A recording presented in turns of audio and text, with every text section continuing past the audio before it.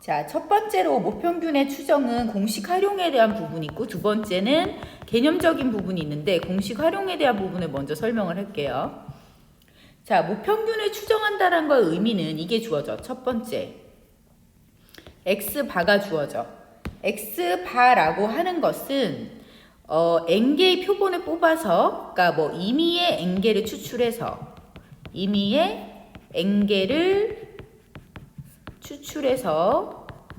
그 n개를 이름을 준다고 해보세요. 막 x1, x2, x3 이런 식으로 쭉 이름을 준다 했을 때 이 임의의 n개를 추출해서 이것들의 어떤 평균을 계산해.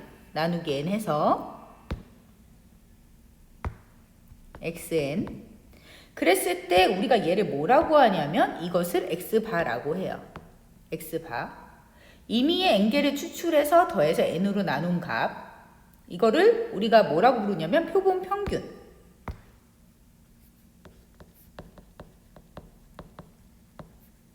표본 평균이라고 부르죠. 자, 모평균을 추정을 할 때는 우리가 모평균을 모르기 때문에 추정을 하는 거지. 그래서 이거는 개념적인 거는 조금 이따 설명을 해주고, 일단 첫 번째 공식 활용 측면에서 보면 첫 번째로는 이 x바라고 하는 것이 무엇인지를 알아야 돼. 이걸 추정하기 위해서는. 자, 두 번째는 어떤 정보를 알아야 되냐면 표준 편차에 대한 정보를 알아야 돼. 근데 우리가 통계적 추정에 나오는 표준 편차는 세 가지 종류가 있어.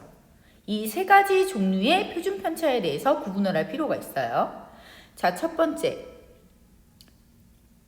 모표준 편차.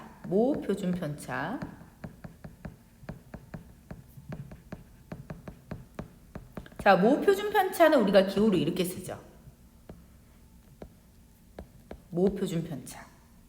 자, 그리고 표본 평균의 표준 편차.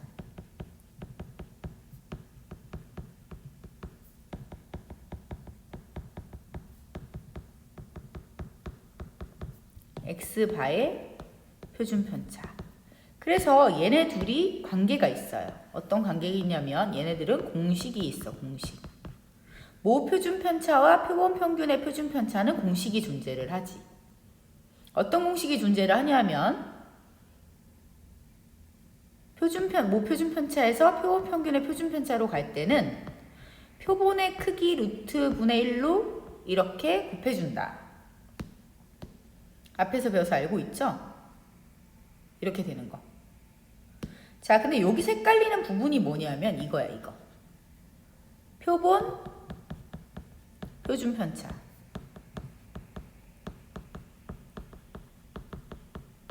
이거는 보통 약간 문맥적인 그런 내용으로 쓰이지 기호로는 잘 안 나올 수 있어요. 기호로 나오기보다는 이렇게 나와. 이 표본 표준 편차는 이렇게 나와. 위의 것처럼 임의의 n개를 추출해서 표준 편차를 구하였더니 이런 표현으로 나온단 말이야. 기호로 나오기보다는. 근데 기호로 썼을 때는 얘는 보통 S 이렇게 써줘요. 자, 그러면 주의사항은 뭐냐면 여기서 이 모표준 편차와 표본 평균의 표준 편차는 공식관계에 놓여 있어.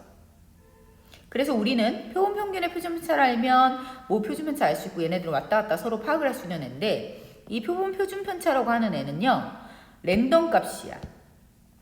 이거는 랜덤 값이란 거 무슨 뜻이냐면 이 임의의 n개를 어떤 방식으로 추출했냐에, 어떻게 이 n개의 구성이 어떻게 되냐에 따라서 이 표본 표준 편차의 값이 달라지겠죠. 그지? 그러면 이제 어떤 식으로 계산이 들어갈 거냐 하면 여기 이 x바를 계산할 때는 이렇게 계산하면 되죠. 맞지? 근데 문제가 어려운 문제에서는 때에 따라서 이 표준 편차를 계산을 시키는 경우도 있단 말이야. 그래서 계산을 한번 해보면 임의의 n개를 이름을 줬을 때 이 n개는 x1, x2, 땡땡땡, xn이라고 했을 때 이 n개, 지금 위에서 x바를 계산을 했죠. 근데 이 얘네들 사이의 표준 편차를 계산하려면요, 어떻게 해야 될 거냐면 제곱의 평균, 각각의 제곱의 평균, 각각을 제곱을 한 거를 평균을 내. 이게 뭐야? 제곱의 평균이죠?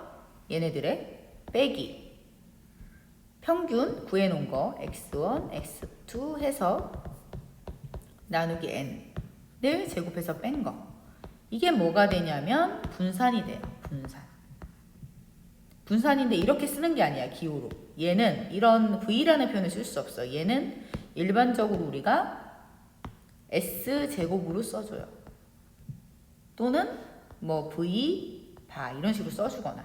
근데 이게 기호가 중요하다기보다는 이 과정을 이해하는 게 중요한데, 보통은 어려운 문제에서는 이렇게까지 계산을 해라라고 나올 수 있는데, 우리가 푸는 기초적인 문제에는 처음에는 이렇게 표현할 거야. 이미 n개를 추출해서 표준 편차를 구하였더니 얼마이다. 이렇게 나올 거예요. 그래서 표본 표준 편차가 무엇인지 너희가 좀 감을 잡아야 돼. 자, 그래서 세 가지의 표준 편차를 구분을 해준다. 됐어요? 자, 이제 세 번째 단계로 가서 이제 추정을 해볼게요. 추정을 해보면 추정 공식이 어떻게 나오냐면 x바 빼기 k 곱하기 루트 n분의, 여기서 중요한 포인트는 여기야. 이 표준 편차. 일단 끝까지 보세요.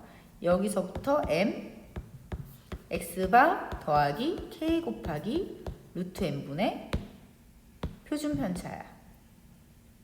자, 그러면 이제 x바가 헷갈린 사람은 없을 거고요. 자, k의 정체는 무엇이냐면 k의 정체. k는 요것을 항상 생각을 해주면 돼. 너희가 얘가 95% 추정을 할 거다. 이거 문제마다 달라요. 68% 추정을 할 거다. 이렇게 말이 나왔을 때 95% 추정이면 이 그림을 떠올리면 돼. Z변수에 대해서 여기가 면적이 95%가 되는 이 위치가 있을 거야. 이 숫자. 이 숫자가 있을 거거든. 찾아보면 이게 1.96일 거야. 그 값이 K가 돼. K. 그래서 95% 추정할 때는 이 면적이 95%가 되는 이 지점을 K로 잡아주는 거고, 68% 추정을 할 때는 이 면적이 68%가 될 때 요 지점 있죠. 요 지점 1, 요거를 잡아주면 되죠. 이 1이 K가 돼. 그러니까 이 K라는 값은 결국에 뭐에 따라 바뀌냐면 추정하는 퍼센트에 따라 바뀐다는 걸 알면 돼요. 이게 99% 추정이다. 99% 추정이다. 그럼 어떻게 되겠어요? 이 면적이 99%가 되는, 여기가 99%가 되는 그 지점이 2.58이거든. 그래서 2.58이 K가 돼. 그래서 K는 결국에 이 추정을 몇 프로 하냐에 따라서 이 K 값이 결정이 된다. 그리고 이 N은 너무 쉽죠. 표본 크기. 그렇게 되면 어려울 게 없고. 여기서의 포인트는 요거예요. 요거. 표준 편차. 이 표준 편차는 둘 중에 하나야. 첫 번째는 아까 위에서 얘기한 것 중에 이 세 가지 중에 이 모표준 편차. 모표준 편차가 이 자료를 들어가도 돼. 근데 이게 모표준 편차가 주어지지 않는 경우가 있어요. 모표준 편차를 모르는 경우가 있어. 이때는 표본 표준 편차 이런 표현이 나와. 반드시. 조금 이따 문제 보여줄게요. 샘플로. 임의의 n개를 추출하여 표준 편차를 구했더니 얼마이다. 이렇게 나온단 말이야. 이 계산에 너희한테 요구하진 않아요. 이건 조금 어려워져야지 요구하는 거고. 임의의 n개를 추출해서 표준 편차를 구했더니 얼마이다 라고 했을 때 그 얼마인 값 있죠. 그 얼마인 값, 이 얼마인 값이 나올 거야. 나와서 두 번째는 이 표본 표준 편차를 이 자리에 써주면 된다. 무슨 의미냐면 선생님 얘랑 얘는 당연히 같지 않지 않아요? 당연히 같지 않지. 모르죠. 모르지만 그런 말 있죠. 뭐 꽝 대신 닭이란 말 있지. 그러니까 이거를 모르면 얘를 대신해서 써주는 거야. 개념 자체가 대신하는 개념이야. 대타 개념.